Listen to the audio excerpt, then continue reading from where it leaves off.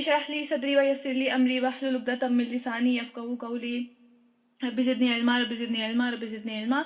हमारा स्टार्ट करना है हमने इंशाल्लाह आज 7वां रुकू हमारा कंप्लीट नहीं हुआ था सूरह निसा का, तो आयत नंबर 46 हमने पढ़ी थी, अब 47 आयत से इंशाल्लाह उसको स्टार्ट करेंगे। तो उसको स्टार्ट करते हैं। बिस्मिल्लाहिर्रहमानिर्रहीम।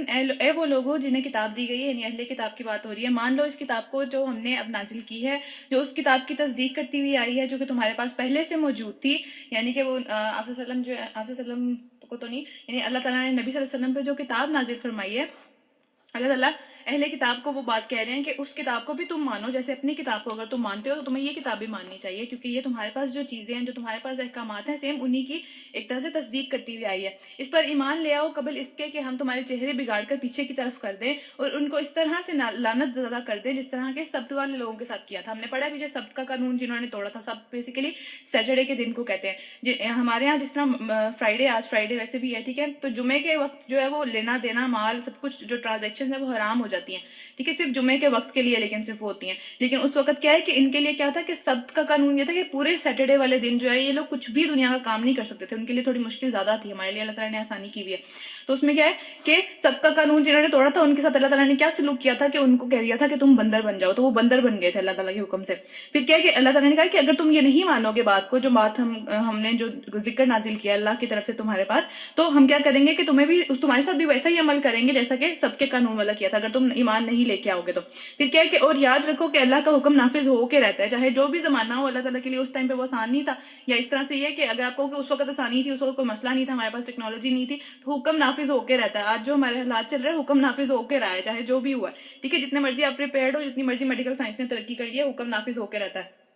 ठीक है, अल्लाह बस शिर्क को ही माफ नहीं करता, बाकी सब गुनाह उसके खिलाफ जितने गुनाह है उन सबको माफ कर देता है, जिसे चाहता है उसे माफ कर देता है। ठीक है, तो शिर्क के मामले में जो है वो बड़ा सेंसिटिव मामला है, ये कोई छोटा मोटी बात नहीं है। ठीक है, उसके बाद ये कि अगर आपने जानते बूझते हुए शिर्क किया, यानी कि बहुत सारी शिर्क की इस तरह की इकसाम है हमारी सोसाइटी में जो कि आम है, ठीक है, जिनका लोगों को पता ही नहीं है, वो सिर्फ उसको फॉलो करी जा रहे हैं कि भाई हमारे पेरेंट्स करते थे, हमारे फैमिली में ये चीज चलती चली आ रही है, तो वो उसको चलते चले जा रहे हैं उसी के ऊपर आंखें बंद करके, उनको पता ही नहीं है। अगर उनको कोई बता दे और उनको पता चल जाए इन सब चीजों के बारे में कि ये सब चीजें शिर्क में आती हैं, तो फिर अगर उन्होंने फिर भी उसको कंटिन्यू रखा तो फिर अल्लाह माफ नहीं करेगा। जानते बूझते हुए जिसने अल्लाह के साथ शरीक ठहराया, अल्लाह उसको माफ नहीं करेगा, बाकी सारे के सारे गुनाहों को अल्लाह ताला माफ कर देगा जिससे चाहेगा। फिर अल्लाह ने जिसके साथ अल्लाह के साथ अगर किसी ने किसी को शरीक ठहराया तो उसने तो बहुत ही बड़ा गुनाह कर लिया, उसने इतना बड़ा झूठ बोला है ना कि इससे बड़ा झूठ दुनिया में कोई नहीं है।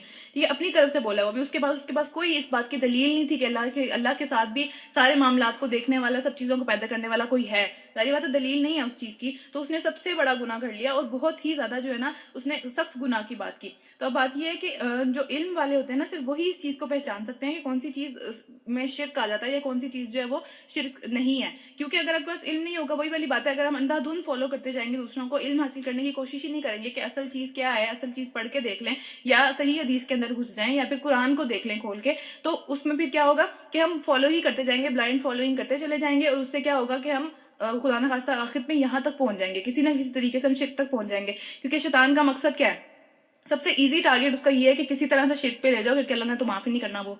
ठीक है, तो इसलिए ये इससे स्पेशली बच के रहने की जरूरत है। हमने पहले भी ये बात पढ़ी है कि क्या कि जो है हम जब दिखावा करके कोई भी काम करते हैं, हमने जब पीछे भी एक हदीस पढ़ी थी कि जब कोई बंदा जो है वो दिखावा करके नमाज पढ़ता है तो वो सजदा जो है उसका, जो उसने अल्लाह ताला की तरफ से अपनी तरफ से अल्लाह ताला के लिए किया है, लेकिन अगर कोई उसको देख रहा था और उसने वो सजदा लंबा कर दिया, तो क्या हुआ कि उसके उस सजदे के दो मसजूद हो गए, उसने दो लोगों को सजदा किया है, वो एक इसको, एक अल्लाह को किया और एक उस बंदे को सजदा किया उसने, तो उसने शिर्क किया इस चीज के अंदर। तो हमारी जिंदगी में हम ये सब चीजें बहुत ज्यादा आम देखते हैं कि ये सब चीजें हम करते रहते हैं, इसमें कोई इतना हम इसको बुरा भी नहीं समझते। तो जो इल्म जिसके पास होता है वही इन चीजों से बच के रहता है। ठीक है, तो इल्म हासिल करना बहुत जरूरी है सब चीजों के बारे में। फिर क्या आप सल्लम की हदीस है कि इल्म हासिल करो और इल्म के बाद तुम्हें पता लगेगा कि जान लो कि अल्लाह के सिवा कोई खुदा नहीं है, कोई इस काबिल नहीं है कि उसको सजदा किया जाए। ठीक है, कोई इस काबिल नहीं है कि उसकी बात उस तरह से मानी जाए जैसे अल्लाह का हक है हमारे ऊपर।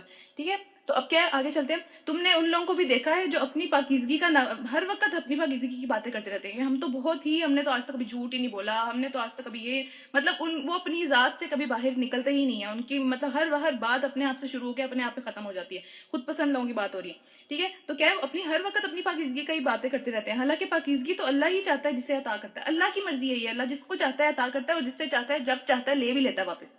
ٹھیک ہے. تو اللہ تعالیٰ نے ہو سکتا ہے کہ اس ٹائم پہ پاکیزگی عطا کی بھی ہو، لیکن جو اس کے اوپر آگے جو ہے وہ سمجھے کہ غرور کرے، غرور والی بات یہ ہے نا کہ اپنے آپ کو کچھ سمجھنا شروع کر دینا، تو اس کے اندر آ کے جو ہے وہ باتیں اس طرح کی کرنا شروع کر دے کہ لوگوں کو لگے کہ یار یہ کس طرح کی باتیں کر رہا ہے. ٹھیک ہے. تو اس میں کیا ہے کہ اللہ تعالیٰ اسے واپس بھی لے سکتے ہیں. اگر دے دیا تو وہ امانت کے طور پہ دیا، جیسے پوری زندگی امانت ہے. زندگی میں جتنی بھی اللہ تعالیٰ نے نعمتیں دی ہوئی ہیں، جتنا بھی رزق دیا ہوا ہے، وہ سب کچھ ہی امانت ہے. اسی رزق کے اندر یہ پاکیزگی بھی آتی ہے، اللہ نے دی ہے نا. پاکیزگی کا مطلب کیا ہے کہ اللہ تعالیٰ نے اگر فرض کریں کہ وہ جو ہے نا کوئی ایسی صلاحیت دے دی کہ ہم جو نیک کام کرنے لگ گئے، یا اللہ تعالیٰ نے ایسی کوئی صلاحیت دے دی کہ ہمارا رتبہ اللہ تعالیٰ نے دوسروں سے بلند کر دیا، یہ سب چیزیں اللہ کی دین ہے.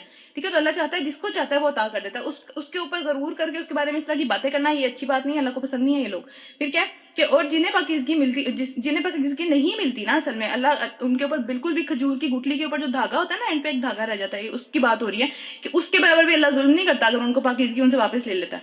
ٹھیک ہے. کیونکہ وہ خود اس طرح کی حرکتیں کرتے ہیں. اگر اللہ نے دی تھی تو اس کا شکر ادا کرنے کی ضرورت تھی، اس کے اوپر غرور کرنے کی ضرورت نہیں تھی. تو اس لیے ہمیں یہ سب باتیں بہت زیادہ سوچنی چاہیے. اگر اللہ تعالیٰ نے ہمیں کوئی نیک عمل کرنے کی توفیق دے دی ہے، اگر کچھ بھی ایسا ہم زندگی میں ایسا کر رہے ہیں، تو اس کا یہ مطلب نہیں ہے کہ آپ جو ہے نا اپنی تعریفیں کرنا شروع کر دو یا اس کو بڑھا چڑھا کے لوگوں کے سامنے پیش کریں. کیونکہ ابھی ہم نے یہ بات پڑھی ہے کہ وہ بات بھی پھر دکھاوے میں آ کے وہ ختم ہو جائے گا، اس کا دنیا کے اندر ہی آپ کو فائدہ ہوگا، آگے جا کے کوئی فائدہ نہیں ہوگا.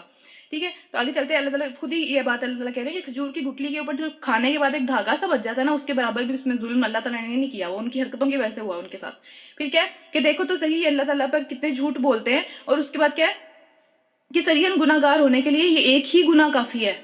یہ جو گناہ ہے نا جس کی یہاں بات ہو رہی ہے، اپنا ہی ہر وقت اپنی ہی باتیں کرتے رہنا، یا میں ایسا ہوں، میں ایسا ہوں، میں ایسے یہ کرتا ہوں، میں وہ کرتا ہوں، جو بھی. ٹھیک ہے. اللہ کہہ رہے ہیں کہ کھلا بڑے سے بڑا گناہ گار ہونے کے لیے صرف ایک یہ گناہ کافی ہے کہ کوئی اگر یہ گناہ کر جائے.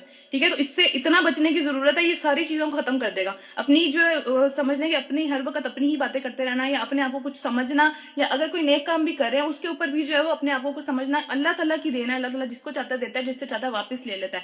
یہ ہمارا کچھ نہیں ہے اس کے اندر. ہمیں صرف دعا مانگنی ہے کہ اللہ تعالیٰ ہمیں اس راستے پہ رکھیں جس میں ہم چل پڑے. ٹھیک ہے. تو آگے چلتے ہیں. رکو یہاں ختم ہو رہا ہے. 7واں 8ویں رکو سے ہم انشاءاللہ آگے چلیں گے. کیا تم نے ان لوگوں کو نہیں دیکھا جنہیں کتاب کے علم میں سے کچھ حصہ دیا گیا تھا؟ یعنی اہل کتاب کی بات ہو رہی ہے.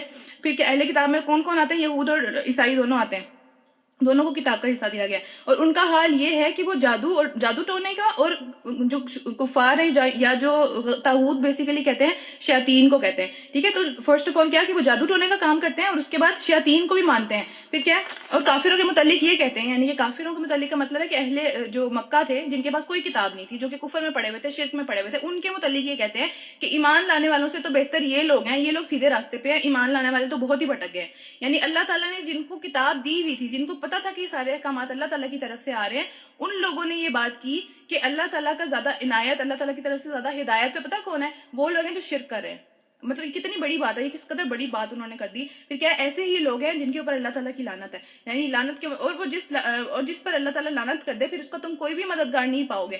یعنی کہ جادو فرسٹ آف آل، جادو کیا ہے؟ اللہ تعالیٰ نے کبیرہ گناہ کے اندر ہے جادو، بڑے گناہوں میں سے ہے. اس کے لیے مطلب کو وہ بندہ جو جادو کرتا ہے زندگی کے اندر، اس نے پھر توبہ نہیں کی بعد میں، تو کیا ہوگا کہ وہ کافر کی موت مرے گا، وہ مسلمان کی موت نہیں مرتا.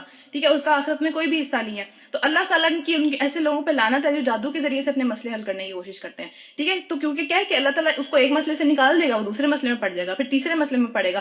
جس کے اوپر اللہ کی لعنت ہے وہ کبھی خوش نہیں رہ سکتا اس دنیا کے اندر. ان کو اور زیادہ کچھ مسائل کے اندر وہ پڑتے رہیں گے، اور ان کا کوئی بھی مددگار اس دنیا میں بھی نہیں ہوگا سوائے شیاطین کے، جن سے وہ مدد مانگ مانگ کے جادو کرے. پھر کیا ہے کہ کیا حکومت میں ان کا بھی کوئی حصہ ہے؟ وہ یہ بات پوچھتے ہیں کہ کیا حکومت میں اگر ان کا کوئی حصہ ہوتا تو کیا ہوتا؟ اللہ تعالیٰ کہہ رہے ہیں اگر تم لوگوں کو حکومت دی جاتی، دنیا کے اندر کوئی بھی اتھارٹی تم لوگوں کو دی جاتی، تو کیا ہوتا کہ دوسروں کو ایک پھوٹی کوڑی بھی نہ دیتے. یہاں بھی جو لفظ استعمال ہوا ہے کھجور کے اس کے برابر ہوا ہے. کھجور کے اندر جو ایک چھوٹا سا ہول ہوتا ہے نا، اس کے برابر وہ بات ہوئی ہے کہ وہ اتنی بھی چیز جو ہے وہ دوسروں کو نہ دیتے. ٹھیک ہے.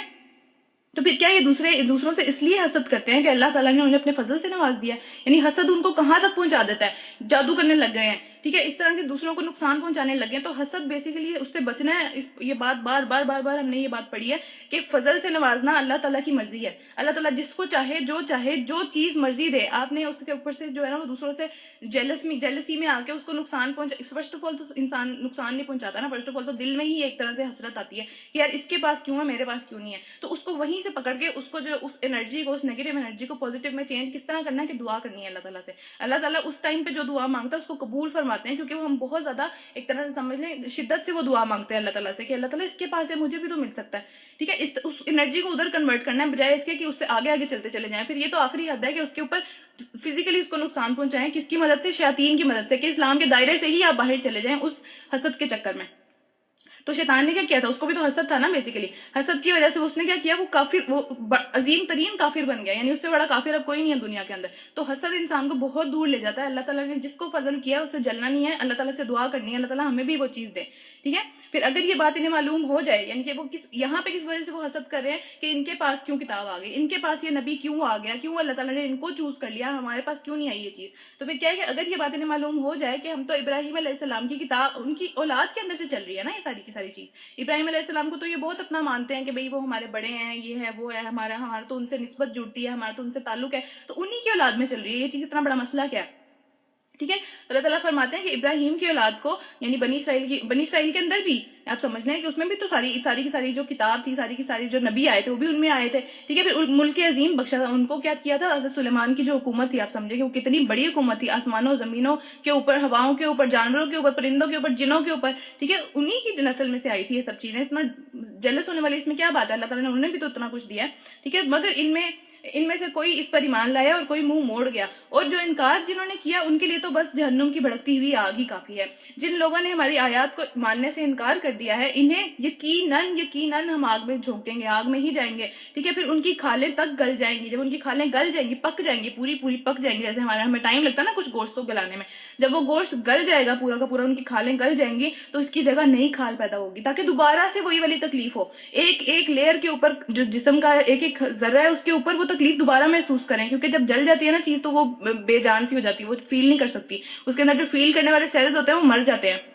تو دوبارہ اللہ تعالیٰ وہی کھال پیدا کریں گے تاکہ وہ خوب عذاب کا مزہ چکھیں. اللہ بڑی قدرت رکھتا ہے اور اپنے فیصلوں کو عمل میں لانے میں خوب جانتا ہے کہ کب کون سا فیصلہ کب عمل میں آئے گا. ٹھیک ہے, اور اچھا اب اس میں جو ہے آپ وسلم کی حدیث ہے کہ جو خدا نہ خواستہ جب کوئی بندہ جو ہے وہ جہنم میں جائے گا تو اس پہ موٹاپا آ جائے گا. موٹاپے کا مطلب ہے کہ موٹاپا دنیا میں بھی آپ سے نے فرمایا کہ موٹاپے سے پناہ مانگنی چاہیے. موٹاپا جو ہے وہ ایک طرح سے اللہ تعالیٰ کی کوئی اچھی بات نہیں ہے, یہ اچھی چیزوں میں شمار نہیں ہوتا, موٹاپے سے پناہ مانگنی چاہیے. تو کیا ہے کہ جب خدا نہ خواستہ کوئی جہنم میں جائے گا وہاں پہ اس کے اوپر موٹاپا طاری ہو جائے گا, یعنی کہ اس کی جو کھال ہے نا وہ 70 بالشت کی ہو جائے. بالشت کیا ہوتا ہے, ایک گٹھ آپ سمجھ لیں جیسے ہم ہاتھوں سے ناپتے ہیں. ٹھیک ہے, تو 70 بالشت کی چوڑی اس کی جو ہے وہ کھال ہو جائے گی, اتنی چوڑی کھال بھی گل جائے گی پوری کی پوری.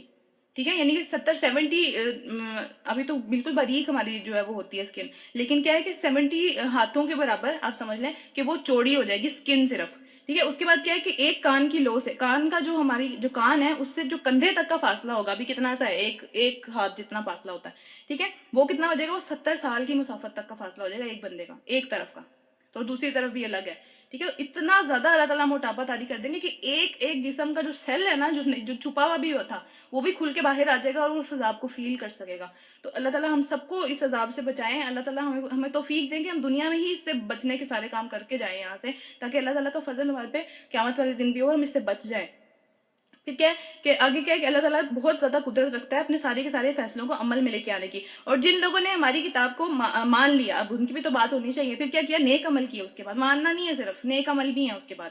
ٹھیک ہے, کیونکہ نیک عمل کے اوپر جج کرنا ہے. پھر کیا کہ انہیں ہم ایسے باغات میں داخل کریں گے جن کے نیچے نہریں بہتی ہوں گی, جہاں وہ ہمیشہ رہیں گے, وہاں موت نہیں آئے گی, یہاں پہ ہر وقت موت کا خطرہ ہے. پھر کیا ہے, وہاں ان کو پاکیزہ بیویاں ملیں گی, پاکیزہ زوج ملیں گے. بیویوں کی بات نہیں ہو رہی, ٹھیک ہے, مردوں کے لیے عورتوں کی بات ہو رہی ہے, عورتوں کے لیے مردوں کی بات ہو رہی ہے. اچھا ٹھیک ہے, تو پاکیزہ بیویاں ملیں گی اور ہم انہیں گھنی چھاؤں میں رکھیں گے, ان کو کوئی پریشانی نہیں ہوگی, وہاں پہ کمانا نہیں پڑے گا, یہ والی ٹینشن نہیں ہوگی, آج یہ مسئلہ آ گیا, آج وہ مسئلہ آ گیا, کوئی بھی مسئلہ اس طرح کا نہیں آئے گا انشاءاللہ تعالیٰ. اور پھر کیا ہے, یہاں پہ بات دیکھیں, جنت کی عورتوں کی جب بھی بات ہوتی ہے ہمیشہ جنت کی عورتوں کی نہیں مردوں کی بھی بات ہو رہی ہے. پھر دوبارہ یہ کیونکہ لکھا ہمیشہ بیویوں کے بارے میں ہوتا ہے, ایسا نہیں ہے. ٹھیک ہے, ازواج کی بات ہو رہی ہے, تو ازواج کا ہمیشہ جب بھی ذکر ہوتا ہے تو پاکیزگی کا ذکر ہوتا ہے وہاں پہ. ٹھیک ہے, پاکیزگی سوچ کے اندر, پاکیزگی نظروں کے اندر, پاکیزگی نیتوں کے اندر, عملوں کے اندر, گفتگو کے اندر, ہر چیز میں جو پاکیزگی ہے نا اس کا ذکر ہوتا ہے. ٹھیک ہے, تو یہ والا ہمیشہ ہم پڑھتے ہیں ازواج مطہرہ, کہیں بھی پڑھیں گے کہیں بھی ازواج خالی نہیں آئے گا, مطہرہ کا لفظ آئے گا ساتھ, تو اس کا مطلب ہے پاکیزہ. ٹھیک ہے, تو ہمیں دنیا کے اندر بھی اس چیز کو اپنانا چاہیے کہ ہم اپنی سوچ کو پاکیزہ کریں, اپنے عمل کو پاکیزہ کریں, گفتگو کو پاکیزہ کریں, کیونکہ یہ نشانی ہے جنت کی عورتوں کی یا جنت کے مردوں کی جو بھی. ٹھیک ہے, پھر آگے کیا ہے, مسلمانوں اللہ تمہیں حکم دیتا ہے کہ امانتیں جن سے لو ان کو واپس کرو. ٹھیک ہے. امانتوں میں ہر وہ چیز آتی ہے جو بھی اب بات بھی جو ہے ہمیں موسٹلی اس چیز کا پتہ نہیں ہوتا کہ مجلس سے مانتے ہیں. ٹھیک ہے, مجلس سے جس مجلس میں آپ بیٹھتے ہو جہاں پہ کوئی بات اگر کسی نے آپ کو نہیں بھی کہا کہ کسی کو نہیں بتانی, وہ امانت ہے اس جگہ کی. ٹھیک ہے, تو امانتیں اس کی سپورٹ کرو, اس کے بغیر آپ آگے نہیں کر سکتے. اللہ تعالیٰ نے پوچھنی ہے یہ سب چیزیں, اور ہمیں اس بات کا پتہ بھی نہیں ہوتا عام طور پہ کہ بھئی مجلس میں جو بات ہوئی ہے ہم کہتے ہیں اچھا سب کو ہی پتا, وہاں پہ تو سب کو پتا تھی, آگے جا کے آگے بتا دو. لیکن اگر خدا نہ خواستہ اس طرح کی کوئی بات ہے جس کے اندر آپ کو پتہ ہے کہ مسئلہ ہو جائے گا, یا اس طرح کی کوئی کچھ بھی اس طرح کی جو ایشو ہے, ٹھیک ہے, وہ امانت کے طور پہ ہے. اگر آپ کو کسی نے نہیں بھی کہا کہ آگے نہیں کرنی تو نہیں کرنی, امانت ہے وہ. ٹھیک ہے, اور جب لوگوں کے درمیان میں فیصلہ کرنے لگو تو عدل کے ساتھ فیصلہ کرو. امانتوں کا یہاں پہ بیسیکلی بات یہ ہوتی ہے کہ جو عہدے ہم دیتے ہیں, ٹھیک ہے, جو ہم الیکٹ کرتے ہیں لوگوں کو, ان کی یہاں پہ بات ہو رہی ہے. کیونکہ امانت ہے, یہ جو عہدہ ہوتا ہے یا جو اتھارٹی اللہ تعالیٰ کی طرف سے دنیا میں لوگوں کے پاس ہوتی ہے, وہ اتھارٹی امانت ہوتی ہے. تو امانت اہل امانت کے سپورٹ کرو. یہاں پہ اس کا بھی یہ بھی مطلب آتا ہے کہ جو اس کے حقدار ہیں, ٹھیک ہے, جو تمہیں لگتا ہے بہترین طریقے سے اس امانت کو نبھا سکیں گے, ان کے سپورٹ کرو. ٹھیک ہے, تو ووٹ دینا, یا آپ سمجھ لیں کہ یہ ساری الیکشن کی چیزیں, یا بڑے ہم پورے ملک کی بات نہیں کرتے, ہم اپنے ہی قریبی لوگوں میں یا اس طرح سے جو ہم اتھارٹی کسی کو دے دیتے ہیں, ٹھیک ہے, وہ دیکھ کے دینی چاہیے کہ وہ اس قابل ہے یا نہیں, وہ اس چیز کو چلا سکتا ہے یا نہیں. اس میں ضروری نہیں ہے کہ آپ اس کا دین ہی دیکھیں, دین دیکھنا بھی ضروری ہے, لیکن ضروری نہیں ہے کہ جو دین میں بہت اچھا ہے وہ دنیا میں بھی لیڈرشپ میں اچھا ہو, یہ ضروری نہیں ہے. ٹھیک ہے, تو دونوں چیزیں دیکھنی ہے. آپ بہترین جج ہیں اس کو دیکھ کریں. اس میں فیوریٹزم یا آپ سمجھ لیں کہ رشتہ داروں کا خیال یا پھر رشوتوں لے کے کچھ کرنا, یہ سب چیزیں غلط ہیں. اور آپ کو جو ہے نا اس کا اللہ تعالیٰ پوچھیں گے کہ بھئی یہ ایک فرض تمہارے اوپر تھا, ٹھیک ہے, اس کا کیا کیا, اس کو اتھارٹی دینی تھی, اس کو کس بیسس پہ دیا, انصاف کی بیسس پہ دیا یا پھر اپنے ہی سمجھ لیں فیوریٹزم کے اندر دیا. تو ٹھیک ہے, اللہ تعالیٰ کہتے ہیں میں تمہیں نہایت ہی عمدہ نصیحت کرتا ہوں. یہ عمدہ ترین نصیحت ہے, اس سے تم خود بچو گے بعد میں. ٹھیک ہے, بعد میں جب حکمران اوپر چلے جاتے ہیں, یا ہم اتھارٹی کسی کو ایسے بندے کو دے دیتے ہیں جو کہ آپ کے ساتھ انصاف نہیں کر پاتا, یا ایک کے ساتھ وہ انصاف کرتا ہے جس نے فیوریٹزم کی تھی, باقیوں کے ساتھ نہیں کرتا, تو بہت مسئلہ ہو جاتا ہے اس کی وجہ سے. ٹھیک ہے, پوری سوسائٹی میں مسئلہ ہو جاتا ہے. پھر اللہ تعالیٰ کہتے ہیں تو میں نہایت ہی عمدہ نصیحت کرتا ہوں, اور کیا ہے, یقیناً اللہ سب کچھ سنتا اور دیکھتا ہے, جو تم کر رہے ہو اللہ تعالیٰ دیکھ رہے ہیں. ٹھیک ہے, اے لوگوں جو ایمان لائے ہو, اطاعت کرو اللہ کی, اور اطاعت کرو اللہ کے رسول کی, اور ان لوگوں کی جو تم میں سے صاحب امر ہوں, یعنی جن کو اختیار دے دیا اب ان کی اطاعت کرنی ہے. ٹھیک ہے, یعنی کہ ہر اس معاملے میں اس کی اطاعت کرنی ہے جو اللہ کے حکم سے سمجھ لیں کہ اس کے پیرلل چل رہا ہے. اگر اللہ کے حکم کے مطابق آپ کو وہ کوئی حکم دیتا ہے, آپ نے وہ فالو کرنا ہے. اگر وہ اللہ کے حکم کے مطابق کوئی حکم نہیں دے رہا, کوئی ایسا حکم ہے جو کہ اللہ کی ٹیچنگز کے یا ہماری ساری جو بھی ٹریڈیشن ہے اس کے اگینسٹ جا رہا ہے, تو پھر آپ نے اس کی بات نہیں ماننی. پھر کیا ہے کہ اگر وہ تمہارے کسی معاملے میں اختلاف ہو جائے, ظاہر بات ہے اختلاف ہوگا, اختلاف ہونا ایک لازمی سی بات ہے. ٹھیک ہے, پھر کیا اختلاف ہو جائے تو اللہ اور اس کے رسول کی طرف اسے پھیر دو. اس کو اپنے کسی لیڈر کی طرف نہیں پھیر دینا کہ بھئی وہ بندہ فلاں وہ صحیح کرے گا. ٹھیک ہے, اس کو کس کی طرف پھیرنا, اللہ اور اس کے رسول کی طرف, یعنی کہ صرف قرآن کی طرف بھی نہیں, اللہ اور اس کے رسول کا مطلب ہے کہ حدیث کی طرف بھی, ٹھیک ہے, سنت کی طرف بھی. آپ سے اپنی زندگی میں اس طرح کا اس سے ملتا جلتا کوئی مسئلہ ہو گیا تھا, کیا کیا تھا, تو اس کو وہاں پہ واپس پھیرنا ہے. تو پھر اگر تم واقعی اللہ اور اس کے رسول پر ایمان رکھتے, اللہ اور روز آخرت پر ایمان رکھتے ہو, تو پھر یہ تمہارا طرز عمل ہونا چاہیے. یہی اصل طریقہ ہے اور انجام کے اعتبار سے بھی زیادہ قریب تر ہے. ٹھیک ہے, تو حکمرانوں کی اطاعت تب تک ہے جب تک کہ اللہ اور رسول سے وہ سمجھ لے کہ اس سے ٹکرا نہیں رہے اس چیز کے ساتھ. پھر اگلا رکو سٹارٹ ہو رہا ہے, رکو نمبر 9. اے نبی صلی اللہ علیہ وسلم, تم نے نہیں دیکھا کہ ان لوگوں نے جو دعویٰ کیا کہ ہم ایمان لے آئے ہیں اس کتاب کے اوپر بھی جو تم پر نازل کی گئی ہے, اور ان کتابوں پر بھی جو تم سے پہلے نازل کی گئی تھی. ٹھیک ہے, یعنی کہ ایمان والے ہیں, ہم سب کی یہ بات ہو رہی ہے, ہم بھی آج یہ دعویٰ کرتے ہیں. ٹھیک ہے, پھر کیا کہ وہ مگر چاہتے ہیں کہ اپنے معاملات کا فیصلہ وہ کس سے کرائیں, طاغوت سے. طاغوت کا یہاں پہ جو ذکر ہو رہا ہے وہ کس بارے میں ہو رہا ہے کہ اپنے شیطان لیڈروں سے. اب یہاں پہ جو اسلام کے اندر جو لیڈر پرستی ہے نا, شخصیت پرستی, اس کو ختم کیا جا رہا ہے کہ لیڈر کی فالوئنگ نہیں کرنی. ٹھیک ہے, یعنی اپنے معاملات سارے کے سارے اللہ اور کے سپورٹ ڈالنے ہیں. اللہ تعالیٰ کی جو دین کی ساری چیزیں اس میں اس کو جو ہے نا حل تلاش کرنا ہے, بجائے اس کے کہ آپ جو ہے وہ پتہ ہے ایک بندے کا کہ بھائی وہ شیطانی اس کے دماغ ہے, وہ نہیں ہے اس طرح سے, تو اس کی فالوئنگ نہیں ہے اس کے اندر. پھر ٹھیک ہے, آگے کیا ہے, حالانکہ انہیں طاغوت سے کفر کرنے کا حکم دیا گیا تھا, اس طرح کی ساری چیزوں سے اس کو کفر کرنے کا حکم دیا گیا تھا. ہم نے پہلے بھی پڑھا ہے کہ پہلے طاغوت کا کفر ہے پھر ایمان ہے, پہلے کفر جائے گا پھر ایمان آئے گا. صحیح ہے, تو یہ چیز پہلے ہے. پھر کیا شیطان انہیں بھٹکا کر سیدھے راستے سے بہت دور لے کے جانا چاہتا ہے, اور جب ان سے کہا جاتا ہے کہ آؤ اس چیز کی طرف جو اللہ نے نازل فرمائی ہے, اور آؤ رسول کی طرف, تو تم ان منافقوں کو کہتے ہو, یا منافقوں کا لفظ استعمال ہوا ہے ان لوگوں کے لیے. ٹھیک ہے, قرآن میں منافقوں کا لفظ کبھی بھی نہیں استعمال ہوتا, بہت کم استعمال ہوتا ہے, لیکن ان لوگوں کے لیے منافقوں کا لفظ استعمال ہوا ہے کہ تم دیکھتے ہو کہ یہ تمہاری طرف آنے سے کتراتے ہیں کہ آپ فیصلہ نہ کریں, یعنی کہ اللہ کے رسول کے مطابق فیصلہ نہیں ہونا چاہیے. ہم ٹھیک ہے، ہم اسی کے ساتھ ٹھیک ہیں. ٹھیک ہے، پھر اس وقت کیا ہوتا ہے جب ان کے اپنے ہاتھوں کی لائی ہوئی مصیبت ان پہ پڑ جاتی ہے، یعنی کہ جب وہ اس طرح کے کام، اس طرح کے فیصلے دوسروں سے کراتے ہیں یا اس طرح کی حرکت کرتے ہیں، پھر کیا ہوتا ہے ان پہ کوئی نہ کوئی، جب بھی ڈاؤن دا لائن کبھی بھی آگے چل کے کوئی بھی مصیبت آتی ہے، پھر کیا ہوتا ہے پھر واپس آ جاتے ہیں اللہ کی قسمیں کھاتے ہوئے، نہیں نہیں نہیں ہم تو بھلائی چاہ رہے تھے، ہم نے اس لیے ان کی بات مان لی کہ چلو ٹھیک ہے کوئی بات نہیں، وہ بھی صحیح رہے، ان کا بھی آپس میں معاملہ ٹھیک رہے، ہم تو بس چاہتے تھے کہ کسی کی لڑائی نہ ہو. ٹھیک ہے، اس کو بھی خوش کر دیں، اس کو بھی خوش کر دیں. تو یہ ان کا ایٹیٹیوڈ ہوتا ہے. ہم نے پہلے بھی پڑھا ہے، پہلے اس پارے کے اندر بھی ہے یہ والی چیز کہ وہ سب میں ان کا یہی ایٹیٹیوڈ ہوتا ہے کہ بس ڈپلومیٹک رہنا چاہیے. ٹھیک ہے، دیکھ کے اس طرح سے جو ہے نا سب کے ساتھ چلنا چاہیے، اور اس طرح سے، اور اس میں کوئی بری بات بھی نہیں ہے، رہنا چاہیے، لیکن ایز لانگ ایز کہ وہ وہاں تک معاملہ نہ جائے کہ اللہ اور اس کے رسول کے بعد یہ والا مسئلہ نہ آ جائے. کیونکہ وہاں پہ اگر آپ نے حرکت کی تو پھر یہاں پہ لکھا ہوا کہ ہم منافقوں کا لفظ استعمال ہوا ہے، مسلمانوں کا لفظ اس کے لیے استعمال نہیں ہوا. پھر کیا ہے کہ کہاں گیا، اچھا ہاں، قسمیں کھاتے ہوئے آتے ہیں اور کہتے ہیں کہ خدا کی قسم ہم تو صرف بھلائی چاہتے تھے، اور ہماری نیت تو یہ تھی کہ دونوں میں آپس میں کسی طرح سے صلح ہو جائے. ہمارا تو نیت یہ تھی. ہم نے پیچھے بھی پڑھا پہلے اس پارے کے اندر کہ وہ کہتے ہیں ہم تو صلح کرنے والے ہیں، ہم تو صلح کے لیے کرتے ہیں سب کچھ. ٹھیک ہے، اللہ جانتا ہے کہ آپ کی بات جو نہیں مانتے، یہ پہلے ہی آپ کی بات نہیں مانتے، ان کا دل ہی نہیں کرتا اصل میں بات ماننے کا. ٹھیک ہے، ان کو لگتا ہے یہ مشکل حکم ہے، اس کو کیسے مان لیں. ٹھیک ہے، اللہ جانتا ہے جو کچھ ان کے دلوں میں ہے، تو پھر ان سے ڈیل کرنے کا طریقہ کیا ہے. کھل کے کسی بندے کا اللہ تعالیٰ نے کہہ دیا کہ ایسے لوگوں جو ہیں وہ اس طرح کا ان کا ایٹیٹیوڈ جو ہوتا ہے، تو ان سے کس طرح سے ڈیل کرنا ہے. کھل کے پتہ چل گیا کہ وہ جو ہے نا جب مصیبت پڑے گی فٹافٹ آپ کے پاس آ جائیں گے، لیکن ورنہ وہ آپ کو منہ نہیں لگانا پسند کرتے. ٹھیک ہے، ان لوگوں کے ساتھ ڈیل کرنے کا طریقہ کیا ہے کہ ان کو اگنور کرنا ہے. اللہ تعالیٰ نے یہاں پہ لکھا ہوا ہے کہ ان سے اعراض برتو، ان کو اگنور کرو، یعنی ان کی اس حرکت کو اگنور کر دو، کوئی بات نہیں. ٹھیک ہے، چھوڑ دو اس حرکت کو، درگزر کر دو. اور پھر کیا انہیں سمجھاؤ اور ایسی نصیحت کرو جو ان کے دلوں میں اتر جائے. ڈانٹ ڈپٹ اور اس طرح کی چیزوں سے نصیحتیں دلوں میں نہیں اترتی. بہت پیاری اور اچھی بات دلوں میں اترتی ہے، دلیل کے ساتھ جو بات ہوتی ہے وہ دلوں میں اترتی ہے. ٹھیک ہے، ڈانٹ ڈپٹ اور اس کو زبردستی کسی چیز کو کرنا، تانے مارنا، یہ سب چیزیں دلوں میں نہیں اترتی، اس سے آپ دل سے اتر جاتے ہیں.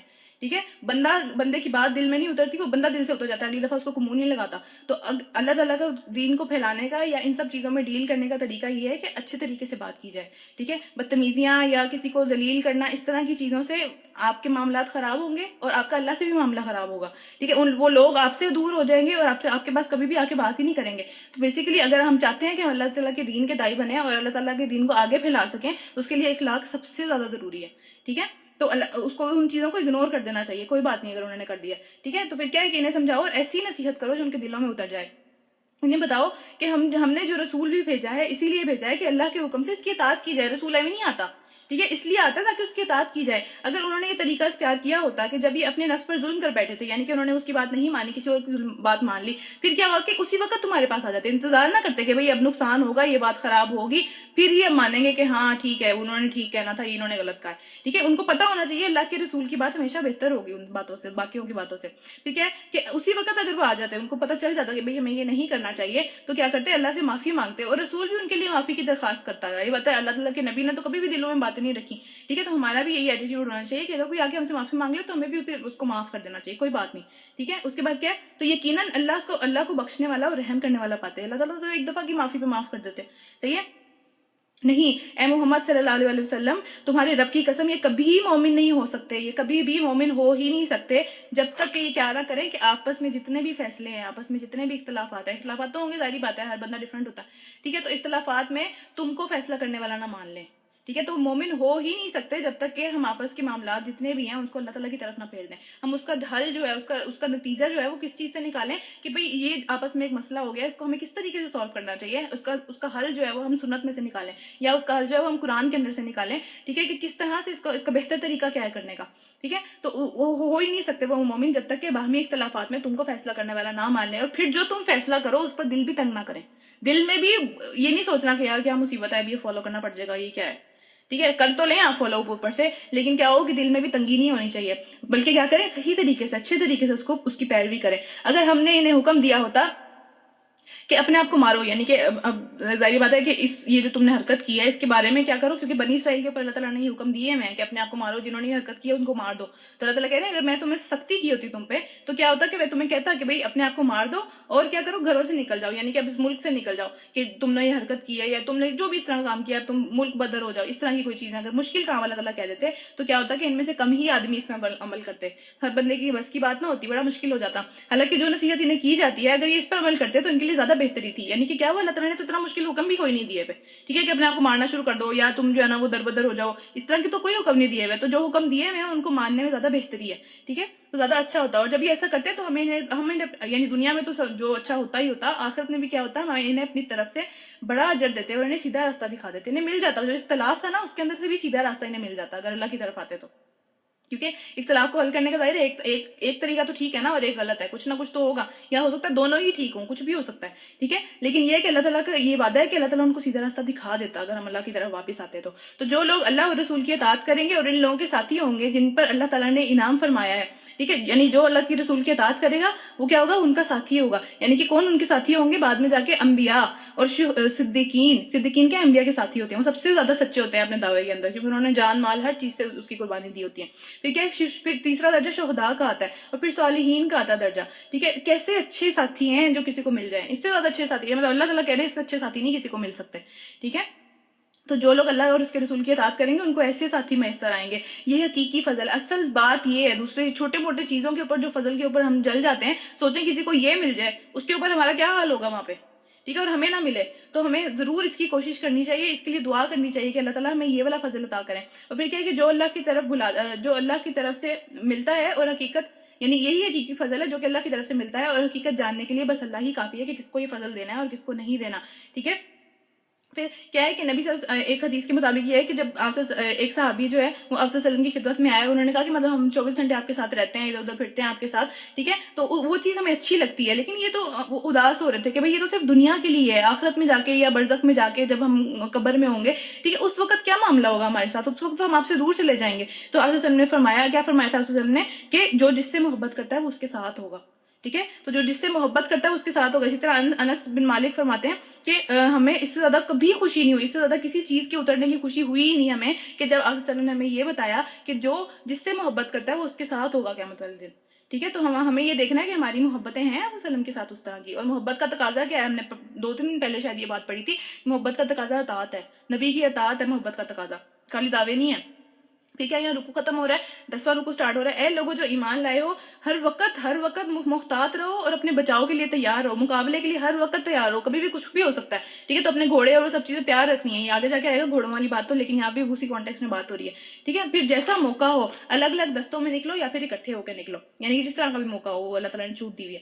پھر کیا, ہاں تم میں سے اگر کوئی آدمی ایسا بھی ہے جو لڑائی سے جی چراتا ہے, یعنی جس کے اوپر یہ بات بہت بری لگتی ہے کہ بھئی آرام سے ہم بیٹھے ہیں, جو کہ میرا خیال ہے آج ہم سب ہیں اس میں سے.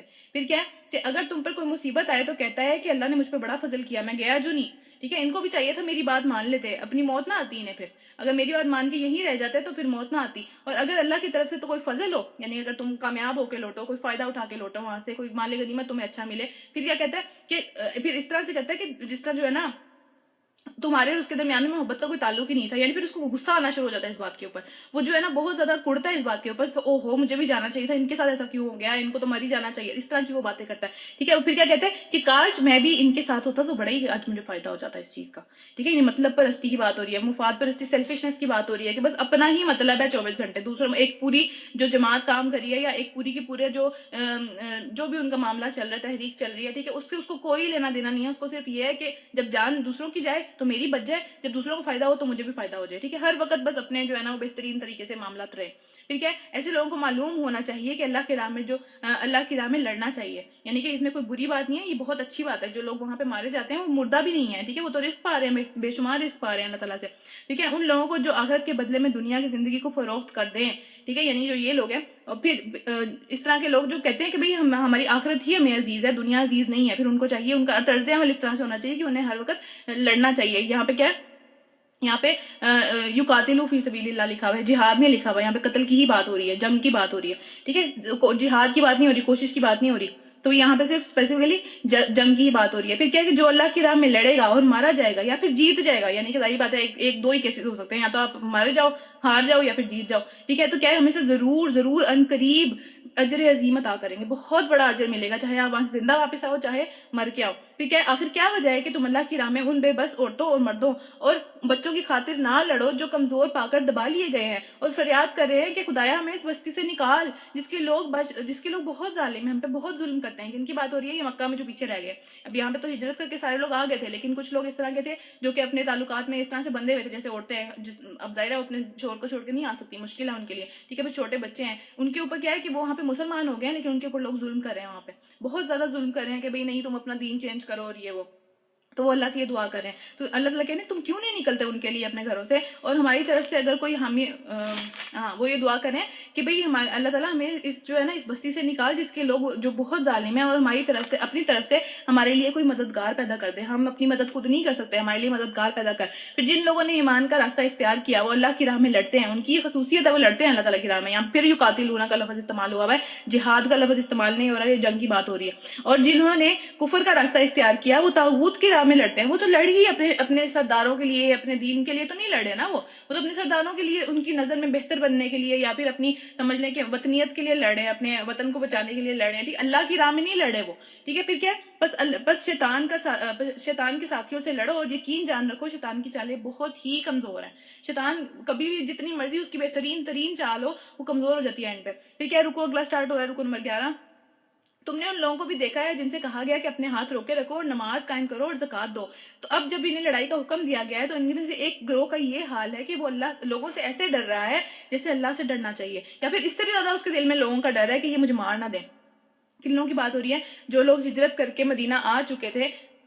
مکہ میں ان کو یہ تھا, ان کو کیا کہا گیا تھا کہ جو جتنا مرضی ظلم کر لے تمہارے اوپر, تم نے آگے سے ہاتھ نہیں اٹھانا, تم نے آگے سے کچھ بھی نہیں کہنا, ٹھیک ہے. صرف کیا ہے, اپنی توجہ ساری کی ساری کس پہ رکھنی ہے, نماز پہ اور زکوٰۃ پہ. سارے کے سارے جو کام ہیں وہ وہی کر رہے ہیں جو کہ ابھی, کیونکہ ابھی جہاد ان کے اوپر فرض نہیں کیا گیا تھا, ابھی جو قتال ہے وہ ان کے اوپر فرض نہیں کیا گیا تھا. تو اللہ نے ان کو اس وقت کہا تھا کہ بھئی جو مرضی مسئلہ ہو جائے. اس وقت بڑا تڑپتے تھے کہ اللہ تعالیٰ ہمیں موقع دیں, ہمیں جو ہے نا وہ بہت زیادہ بہت تکلیف میں دیا جا رہا ہے, ہمارے پاس طاقت بھی ہے لیکن صرف اس وجہ سے رکے ہوئے کہ اللہ کا حکم نہیں آیا.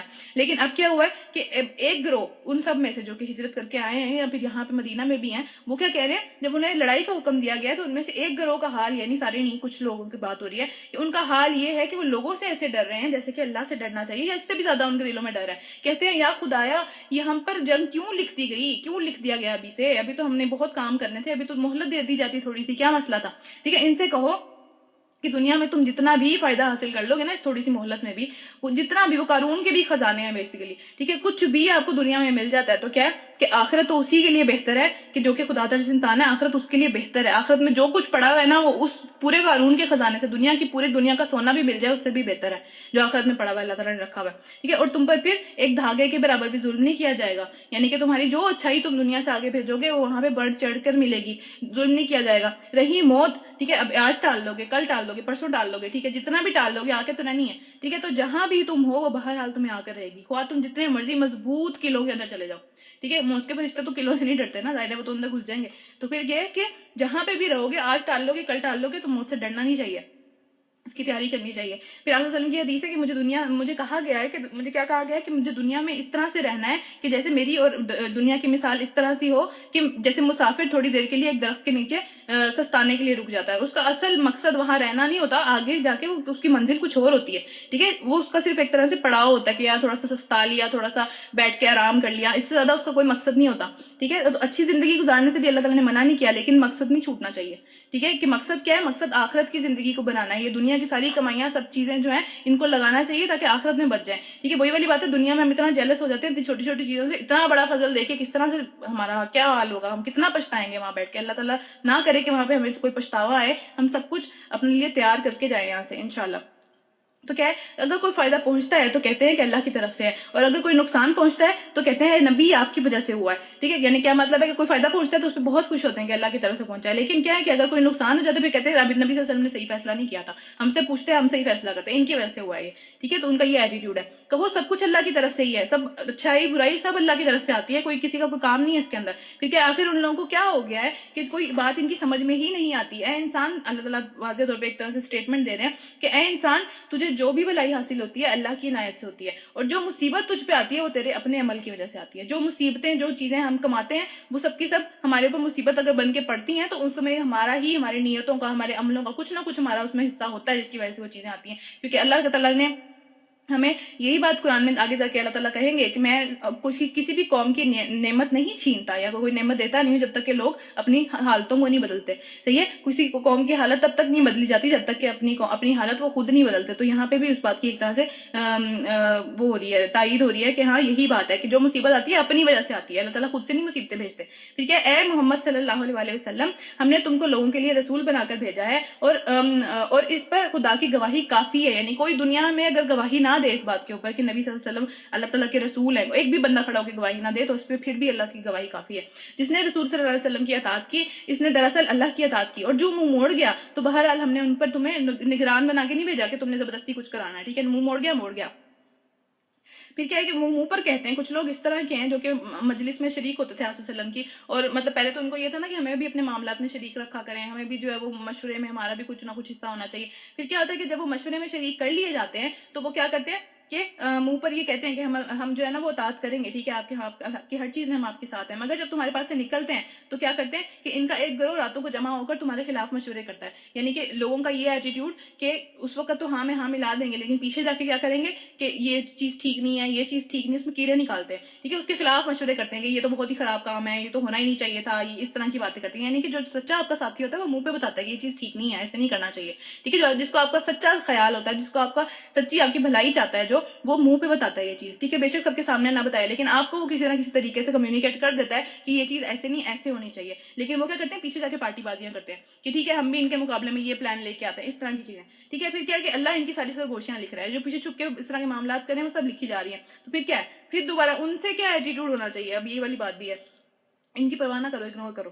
ٹھیک ہے, اور کیا ہے کہ بھروسہ اللہ پہ ہی رکھنا چاہیے, کیونکہ وہی بھروسے کے لیے کافی ہے. ٹھیک ہے, بھروسہ سارا کا سارا اللہ پہ ہی ہونا چاہیے. ان کی پارٹی بازیاں, ان کی ساری حرکتیں, ان کے پیچھے جا کے چگلیاں جو بھی, ٹھیک ہے, یہ سب چیزیں نقصان نہیں پہنچا سکتی. پھر تو کیا ہے, تم انہیں اگنور کرو. تو کیا یہ لوگ قرآن پر غور نہیں کرتے؟ اگر یہ اللہ کے سوا کسی اور کی طرف سے ہوتا ہے, اس میں بہت اختلاف پایا جاتا ہے. ٹھیک ہے, ایک بات کسی اور کی, ایک بات کسی اور کی, دو لوگ آپس میں بیٹھ کے صحیح طریقے سے بات نہیں کر سکتے.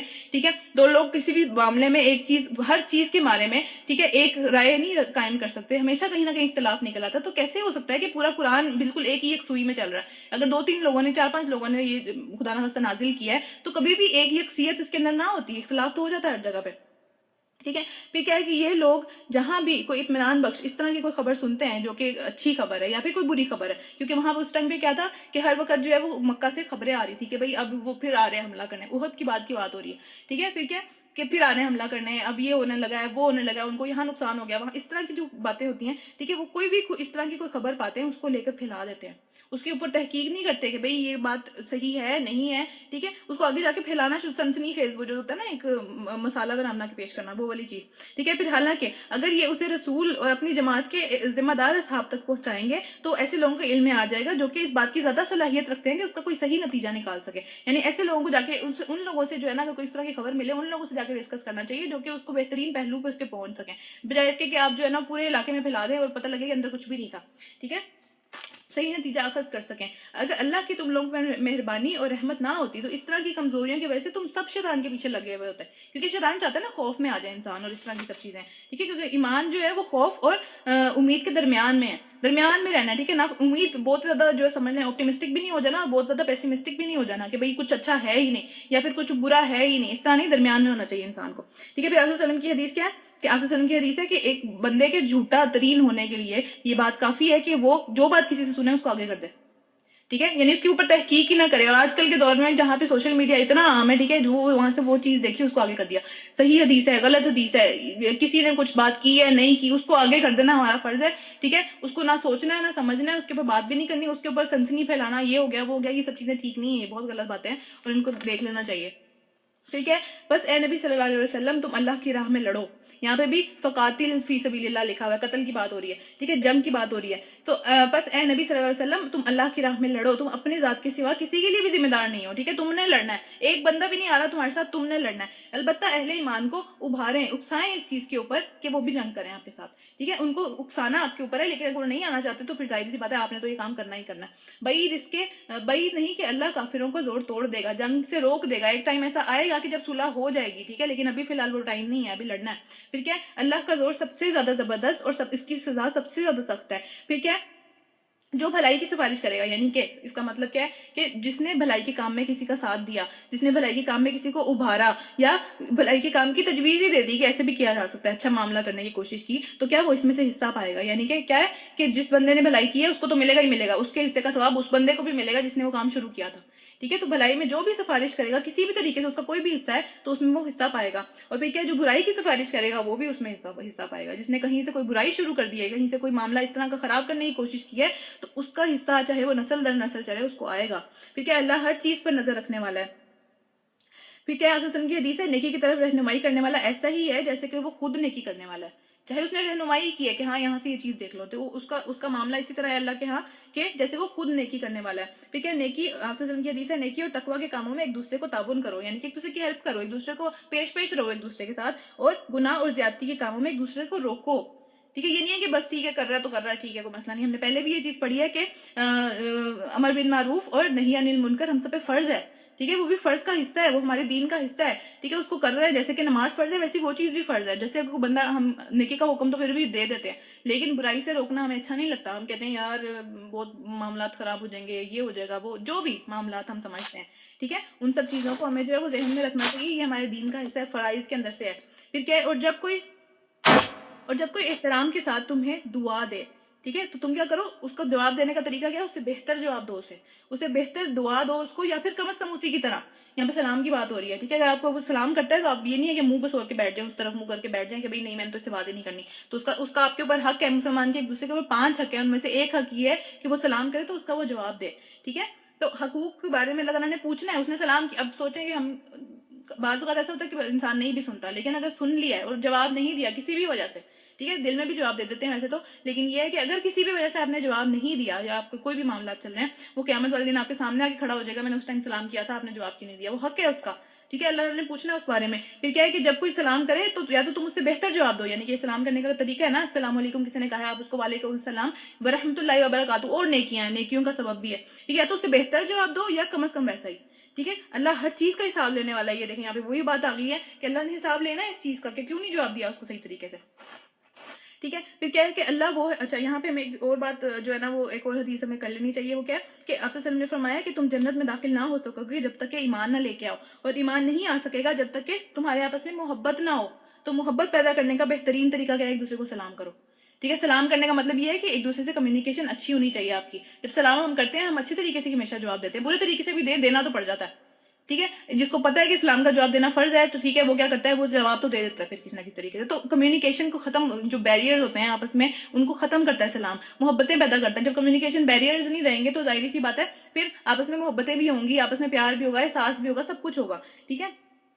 اسی طرح جو ہسبینڈ وائف کا بھی معاملہ ہوتا ہے، ہمارے یہاں یہ چیز کچھ گھروں میں یہ چیز ہے کہ بھئی اٹھتے جاگتے آتے جاتے ہر جگہ سلام کیا جاتا ہے، ٹھیک ہے؟ تو وہ چیز کیا ہوتی ہے، وہ ایک دوسرے کو آپ دعائیں ہی دے رہے ہو نا، اچھی دعا دے رہے ہو، سلامتی کی دعا دے رہے ہو، اللہ تعالیٰ تمہیں اپنی حفظ و امان میں رکھے، یہی والی بات ہے نا، ظاہری سی بات، تو اس سے کیا ہوتا ہے گھروں میں بھی رحمتیں اور برکتیں نازل ہوتی ہیں، ٹھیک ہے؟ آپ وسلم نے فرمایا کہ مغفرت کو واجب کرنے والا عمل یہ مغفرتوں کو واجب کرنے والا عمل ہے، یہ جو سلام ہے ایک دوسرے کو دعا دینے والی بات ہے، ٹھیک ہے؟ اس کے بعد کیا ہے، نیکیوں کا باعث ہے، ظاہری سی بات ہے، ایک السلام علیکم کہتے ہیں یا پھر اس کے آگے بھی چلتے ہیں رحمۃ اللہ وبرکاتہ کہتے ہیں، تو اس سے نیکیاں بڑھتی رہتی ہیں، مفت میں نیکیاں مل رہی ہیں، ٹھیک ہے؟ پھر آپس میں محبت پیدا کرنے کے باعث ہے یہ۔ پھر کیا ہے، اچھا اس کے بعد کیا ہے کہ مطلب یہ بھی احسان والا معاملہ ہے نا کہ اگر کوئی آپ کے اوپر احسان کرے، کوئی آپ کو، ہم سلام کی بات نہیں بھی کرتے، کوئی اس طرح کی دعا، کوئی اور دعا آپ کو کسی نے دی ہے، اس کو اسی طرح کی دعا دیں یا اس سے بہتر دعا دیں، ٹھیک ہے؟ پھر کیا ہے کہ اللہ وہ ہے جس کے سوا کوئی بھی خدا نہیں ہے، اور اس نے تم سب کو قیامت والے دن جمع کرے گا، جس کے آنے میں کوئی بھی شبہ اور شک نہیں ہے، اور اللہ کی بات سے بڑھ کر کس کی بات سچی ہو سکتی ہے؟ اب رکو نمبر 12 سٹارٹ ہو رہا ہے۔ پھر یہ تمہیں کیا ہو گیا ہے کہ منافقین کے بارے میں تمہارے 2 گروہ ہو گئے، ٹھیک ہے؟ ایک کہتا ہے وہ ٹھیک کہہ رہے ہیں، ایک کہتا ہے وہ غلط کہہ رہے ہیں، یہ کیا ہو گیا تمہیں، ٹھیک ہے؟ پھر کیا ہے کہ حالانکہ جو برائیاں انہوں نے سمیٹ لی ہیں، جو کچھ مصیبتیں انہوں نے سب کما لی ہیں اپنے لیے، ان کی بدولت اللہ انہیں الٹا پھیر چکا ہے، وہ واپس نہیں آنے والے، وہ دین کی طرف، اچھی نیت کی طرف واپس نہیں آئیں گے، وہ ایک حد سے آگے چلے گئے ہیں۔ کیا تم چاہتے ہو جسے اللہ تعالیٰ نے ہدایت نہیں بخشی تم اسے ہدایت بخش دو؟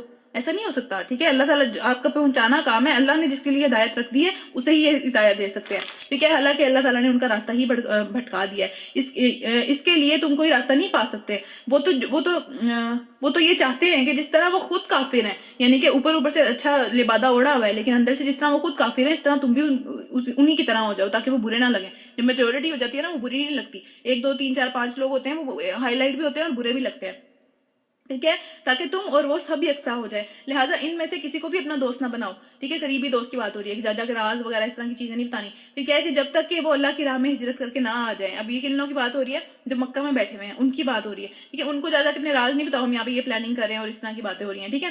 پھر کیا ہے کہ اگر وہ ہجرت سے باز رہیں تو جہاں پاؤ انہیں قتل کرو, یعنی کہ پھر وہ انہیں کے ساتھی ہیں, ٹھیک ہے. اب منافقت جو ہے وہ مکہ مدینہ میں تو تھی, لیکن مکہ میں بھی اس طرح سے آ رہی تھی کہ وہ لوگ ہجرت نہیں کر رہے تھے کیونکہ ان کا سارا سامان زندگی سب کچھ وہاں پہ تھا, ظاہر سب کچھ چھوڑ کے آنا تھا. تو اللہ تعالیٰ نے کہا کہ اب وہ مرحلہ آ گیا ہے کہ اب بالکل ہی ڈو یا ڈائی والی سچویشن ہو گیا, آر یا پار.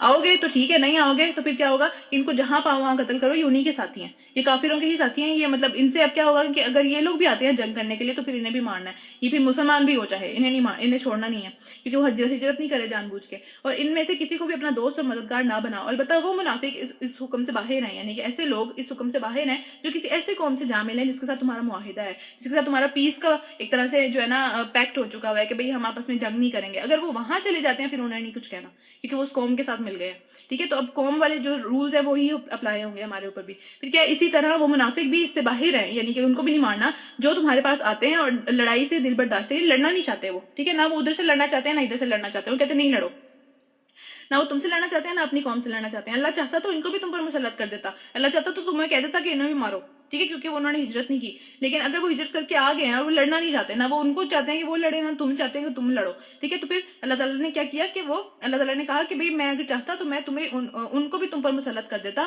اور وہ بھی تم سے لڑتے, یعنی کہ ان کے دل میں ایک پیس جو ہے وہ اللہ تعالیٰ نے ڈالا ہوا ہے. پھر کیا لہٰذا اگر وہ تم سے کنارہ کش ہو جائیں اور لڑنے سے باز رہیں تو تم بھی صلح کا ہاتھ بڑھاؤ, یعنی اگر وہ تم سے نہیں لڑے تو تم نے بھی نہیں لڑنا. تو اللہ نے تمہارے لیے ان پر کوئی بھی اس طرح کی راہ نہیں رکھی کہ تم جان بوجھ کے کوئی دل کے بغض نکالنے کے چکروں میں ہم سے لڑو کہ بھئی اللہ تعالیٰ نے کہا ہے لڑو, ٹھیک ہے. اللہ تعالیٰ نے ایسی کوئی بات نہیں رکھی, جو نہیں لڑا اسے نہیں لڑنا. پھر کیا ایک اور قسم کے منافق ہیں جو تمہیں ایسے ملیں گے جو چاہتے ہیں کہ تم سے بھی امن میں رہیں اور اپنی قوم سے بھی امن میں رہیں, یعنی کہ ان کا یہ ہے کہ جب تک امن چل رہا ہے ٹھیک ہے سب کچھ, لیکن جب لڑائی کا موقع آ گیا تو پھر وہ اس میں کافروں کی طرف سے آتے ہیں, ٹھیک ہے. مومن ہے, منافقوں کے مومن کا مطلب ہے کہ ایمان والے ہیں, کلمہ پڑھا ہوا ہے انہوں نے. تو کیا ہے کہ منافق اس طرح کے ہیں کہ جب آپس میں جب تک حالات ٹھیک چل رہے ہیں, لیکن جب اس طرح کا کوئی جنگ کا موقع آتا ہے تو پھر وہ کافروں کی طرف سے آتے ہیں. تو پھر کیا ہے کہ ایسے لوگوں کو ایسے لوگ اگر تمہارے مقابلے میں باز رہیں, یعنی کہ تمہیں نہ ماریں یا پھر اپنی جنگ سے رک جائیں, تو پھر کیا ہے کہ تم نے ان کے اوپر ہاتھ نہیں اٹھانا. لیکن اگر وہ نہیں رکتے, وہ بھی آ رہے ہیں مار رہے ہیں, مسلمان بھی ادھر سے آ کے مار رہے ہیں, تو پھر انہیں بھی مارو, ٹھیک ہے. ان پر ہاتھ اٹھانے کے لیے ہم نے تمہیں کھلی حجت دے دی ہے, مارو ان کو, ٹھیک ہے. لیکن یہ ہے کہ اگر وہ نہیں مار رہے, وہ نہیں لڑ رہے آ کے, پھر تم نے بھی نہیں لڑنا, ٹھیک ہے. یہ میں نے اپنے نفس کے اوپر ہی بات آ جاتی ہے کہ اس کو ڈیسائیڈ کرنا.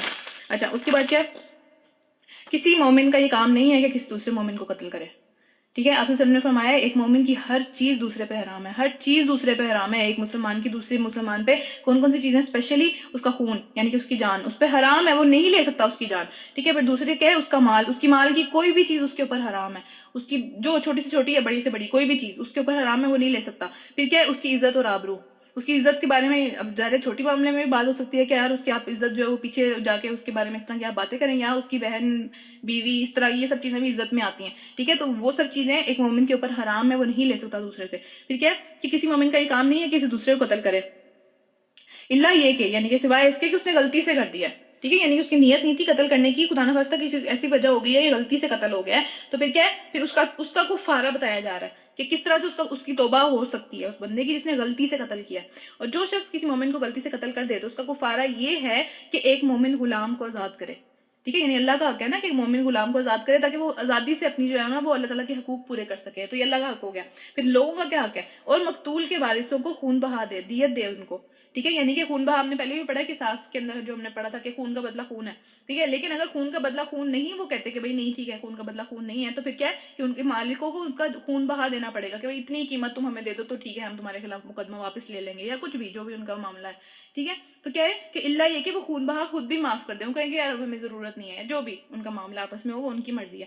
لیکن اگر کوئی مومن کسی ایسی قوم سے, اگر جس کو قتل کیا گیا ہے وہ ایسی قوم سے تھا جس سے تمہاری دشمنی ہو, یعنی کہ تمہارے اس طرح کی قوم پیچھے جس طرح سے بات ہو رہی تھی, ٹھیک ہے, تو دشمنی ہوگی تو اس کا کفارہ ایک مومن غلام کو آزاد کرنا ہے. اور وہ کسی بھی ایسی غیر مسلم یعنی کہ اس میں پھر آپ نے دیت نہیں دینی اسے, ٹھیک ہے، صرف ایک مومن غلام اپنی طرف سے آزاد کر دینا ہے تاکہ آپ کی طرف سے کفارہ ہو جائے. اور پھر کیا ہے کہ اگر وہ کسی ایسی غیر مسلم قوم کی طرف سے تھا جس کی طرف سے تمہارا معاہدہ ہو چکا ہوا ہے، یعنی کہ اب ایک پیس پیکٹ ہو چکا ہوا ہے، ایک پیچھے والی جو بات ہوئی تھی وہ ایسی قوم سے ہوئی تھی کہ جس سے دشمنی تھی، ٹھیک ہے، تو پھر ان کو وہ نہیں واپس نہیں دینا، ان کو پیسے نہیں دینے. لیکن اگر جن سے پیس پیکٹ ہو چکا ہوا ہے کہ بھئی ہم نے لڑیں گے نہیں، تو پھر کیا ہے، پھر ایک تو غلام بھی آزاد کرنا، پھر وہی والا حکم آئے گا کہ بھئی ٹھیک ہے غلام بھی آزاد کریں گے اور خون بہا بھی دیا جائے گا.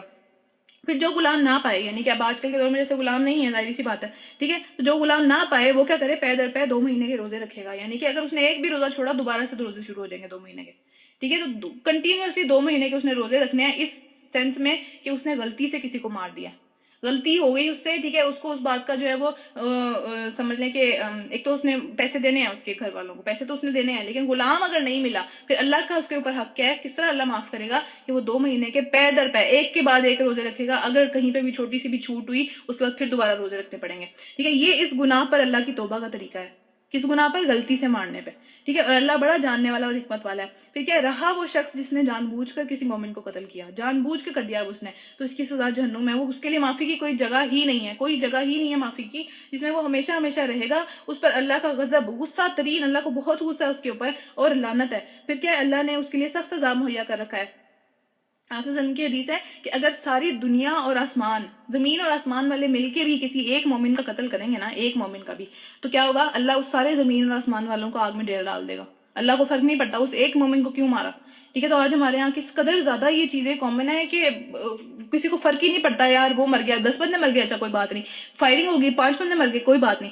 یعنی اتنے ہم بے حصے، ہمیں پتہ ہی نہیں ہے یہ اتنا بڑا گناہ ہے. ٹھیک ہے، اس کے بعد کیا ہے کہ ہم یہ ابورشن والی جو چیز ہے، ٹھیک ہے، جو اب ہم اپنے پیٹ میں یا جو بھی معاملات ہیں کہ بھئی اس کو جو ہے نا فلاں کا یہ مسئلہ ہے، یہ مسئلہ، جو بھی مسئلے ہیں، ایک منٹ، ٹھیک ہے، جو جن بھی مسائل کی وجہ سے یہ ابورشن والا جو چیز ہے، ایک دفعہ اللہ تعالیٰ نے اس کے اندر روح پھونک دی، ٹھیک ہے، اور وہ حرکت کرنے لگ گیا، اس کا دل دھڑکنے لگ گیا، تو وہ زندہ جان ہے، اس کی جان نہیں لے سکتے. اس کی جان کے اوپر بھی یہی والی بات آتی ہے پھر. ٹھیک ہے، تو یہ والی معاملات سے بھی بچنا چاہیے کہ اللہ تعالیٰ نے اگر آپ کو اس قابل کر دیا ہے کہ اللہ تعالیٰ نے آپ کو اولاد دے دی ہے، تو اس کی جان نہیں لینی اس حالت میں کہ جب اس میں جان آ چکی ہے، واقعی میں وہ حرکت کرتا ہے، اس کا دل دھڑکتا ہے، اس کے جو ہے وہ روح پھونک دی گئی ہے اللہ تعالیٰ کی طرف سے. اس کے بعد کیا ہے کہ یہ والی حدیث بھی ہمیں ذہن میں رکھنی چاہیے کہ آپ صلی اللہ علیہ وسلم نے فرمایا کہ جب 2 مومن آپس میں لڑ رہے ہو، ٹھیک ہے، 2 مومن آپس میں اس طرح سے ہاتھا پائی کر رہے ہو کہ ایک دوسرے کی جان لینا چاہتے ہو، تو ان کا ساتھ نہ دو. ٹھیک ہے، ان کا ساتھ نہ دو، ان میں سے کسی کا بھی ساتھ نہ دو، ان کو جو ہے نا وہ روکنے کی کوشش کرو، کیونکہ وہ دونوں جہنمی ہیں، چاہے ایک دوسرے کو مار دے. یعنی جو مارا گیا یا جس نے مارا، دونوں جہنمی ہیں، کوئی بھی نہیں رکے گا جہنم سے. تو آپ صلی اللہ علیہ وسلم سے لوگوں نے پوچھا، صحابہ نے پوچھا کہ جو مارا گیا اس کو تو جہنم میں نہیں جانا چاہیے، جس نے مارا ہے اس کو جانا چاہیے جہنم میں، قتل تو اس نے کیا. تو آپ سے نے فرمایا اللہ تعالیٰ دوسرے کو موقع دیتا وہ اس کو مار دیتا. ٹھیک ہے، وہ تو موقع ایک کو ملا نا، لیکن جو دوسرے کو موقع مل گیا اس نے اس کو مار دیا. ارادہ تو دونوں کو یہی تھا کہ آج نہیں چھوڑیں گے. ٹھیک ہے، تو ان میں سے کسی ایسے، اور یہ بہت عام بات ہے، یہ ہماری سوسائٹی میں اتنی عام بات ہے کہ ہم تو اپنے گھر والوں کا ساتھ دے رہے تھے، اس کو روکنا چاہیے تھا. یہ چیزیں ٹھیک نہیں ہیں، انصاف کا ساتھ دینا ضروری ہے، یہ بہت بڑا معاملہ ہے، یہ چھوٹا معاملہ نہیں ہے. پھر اس کے بعد کیا ہے، اے لوگوں جو ایمان لائے ہو، جب تم اللہ کی راہ میں جہاد کے لیے نکلو، ٹھیک ہے، اچھا ٹھیک ہے، یہاں پہ یہ ہوا ہے، اچھا، جہاد کے لیے نکلو تو لوگوں دشمن اور دوست میں تمیز کر لیا کرو. یعنی کہ تمہیں پتہ ہونا چاہیے جس کو تم مار رہے ہو تمہارا اپنی ٹیم کا بندہ ہے یا دوسری ٹیم کا بندہ ہے. ٹھیک ہے، اور جو تمہاری طرف سلام کرے، یعنی کہ کیونکہ اس ٹائم پہ یہ تھا کہ سلام کو جو ہے نا وہ ایک طرح سے مومن ہونے کی نشانی سمجھا جاتا تھا کہ ٹھیک ہے یہ بندہ سلام کر رہا ہے تو اس کا مطلب ہے کہ یہ جانتا ہے ہماری ٹریڈیشن کو، یہ مسلمان ہے. ٹھیک ہے، تو اسے فوراً نہ کہہ دو کہ یہ مومن نہیں ہے، یعنی اوپر سے جان بچانے کے لیے سلام کر رہا ہے، مارو اس کو. ٹھیک ہے، اس طرح سے اس کی نیت پہ فوراً سے شک نہیں کرنا، پہلے پورا دیکھ لینا کہ یہ کس طرح کے معاملہ ہے، یہ ٹھیک ہے یا نہیں. ٹھیک ہے، کہ اگر تم دنیا کے فائدے چاہتے ہو تو اللہ کے پاس تمہارے لیے بہت زیادہ اموال غنیمت موجود ہے. ٹھیک ہے، یعنی دنیا میں اگر تمہیں کوئی اس طرح کا بندہ ملے جو کہ جس کے اوپر اللہ تعالیٰ نے تمہیں جو بھی اس کے معاملات چل رہے ہیں، کیونکہ جو ہے نا ایک معاملہ پیچھے چل رہا تھا جس میں یہ ہوا تھا، ایک چرواہا جا رہا تھا اپنی بکریوں کو لے کے، تو یہ لوگ کچھ اس طرح باہر جا رہے تھے یا کچھ بھی ان کا معاملہ چل رہا تھا، تو انہوں نے کیا کیا، اس نے سلام کیا ان کو دیکھ کے. ٹھیک ہے، وہ ڈر گیا یا اس نے سلام کیا اس طرح سے، اور وہ مومن تھا تو اس نے سلام کیا. انہوں نے کہا کہ یہ جو ہے نا وہ جان بوجھ کے سلام کر رہا ہے تاکہ ہمیں سے کوئی نقصان نہ پہنچائے، تو انہوں نے اس کو مار دیا اور اس کی جو ہے نا وہ بکریاں شکریاں ساری لے کے آپ وسلم کے پاس آ گئے.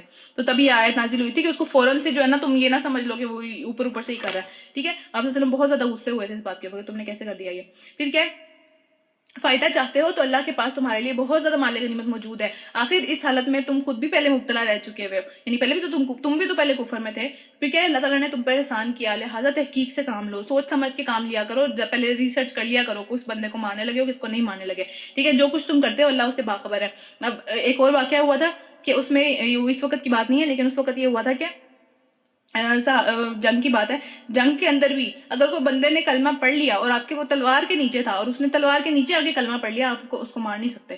ٹھیک ہے، انہوں نے صحابہ نے کیا کیا تھا کہ ایک صحابی نے کیا کیا تھا کہ ان کو ان کی جنگ اس کی تلوار کے نیچے تھا وہ بندہ اور اس نے کلمہ پڑھ لیا، تو انہوں نے اس کو پھر بھی مار دیا کہ جان بچانے کے لیے کر رہا ہے. تو نبی صلی اللہ علیہ وسلم نے ان کو بلایا اور وہ شدید غصہ ہوا اس بات کے اوپر. انہوں نے کہا کہ انہوں نے فرمایا کہ اس نے کہا کہ صحابی جو تھے انہوں نے یہ بات کہی کہ جو ہے اس نے جو جان بچانے کے لیے پڑھا تھا. تو نبی صلی اللہ علیہ وسلم نے آگے سے کہا تم نے اس کا دل کھول کے دیکھا تھا؟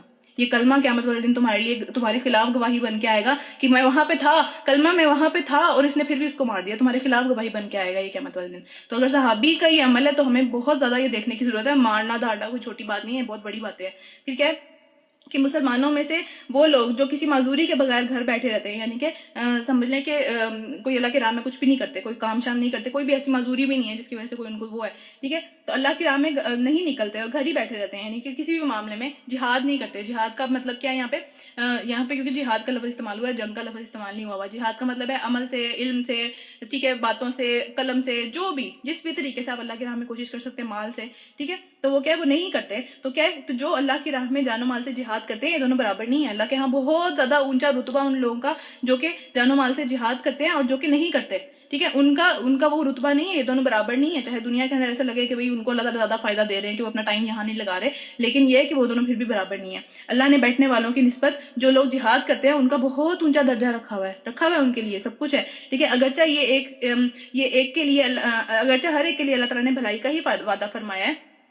ٹھیک ہے، مگر اس کے ہاں مجاہدوں کی جو خدمات ہیں، ان کا جو ایک طرح سے انہوں نے جو زندگی میں کام شام کیے ہیں، ٹھیک ہے، اس کا معاوضہ بیٹھے رہنے والوں سے بہت زیادہ ہے. ٹھیک ہے، بیٹھے رہنے والے بھی اللہ کی راہ میں کچھ نہ کچھ کر رہے ہیں، اپنے عمل کر رہے ہیں یا کچھ بھی کر رہے ہیں، ان کے لیے بھی بھلائی ہے. لیکن جو آگے نکل گیا، دوڑ کے آگے نکل گیا اس ریس کے اندر، اس کا رتبہ بہت زیادہ ہے. اللہ تعالیٰ نے بہت زیادہ اس کا رتبہ رکھا ہوا ہے. ان کے لیے اللہ کی طرف سے بڑے درجے ہیں اور مغفرت اور رحمت ہے. اللہ بڑا رحم فرمانے والا، معاف فرمانے والا اور رحم فرمانے والا ہے. ٹھیک ہے، اب اس میں ایک حدیث ہے کہ آپ نے فرمایا کہ جنت کا ایک درجہ دوسرے درجے سے اس طرح سے فاصلے پہ ہے جیسے زمین اور آسمان کے درمیان میں، یعنی کہ جس طرح ہم یہاں سے بیٹھ کے ستاروں کو دیکھتے ہیں ویسے اتنا فاصلہ ہوگا. ٹھیک ہے، جو ایک درجہ اوپر ہوگا وہ اس طرح سے فاصلے پہ ہوگا جیسے یہاں سے ہمیں ستارے یا چاند نظر آتا ہے. تو اتنا بڑا بڑا درجہ ہے اور اس کے اندر بھی پھر ہم ویسے ہی بڑے کمپٹیٹیو ہیں ماشاءاللہ سے. تو ہمیں یہ ہوتا ہے کہ بھائی اس کے پاس یہ چیز ہے یہ نہیں ہے، تو آپ سوچیں کہ ہمیں وہی والی بات ہے کہ اتنا برا لگے گا.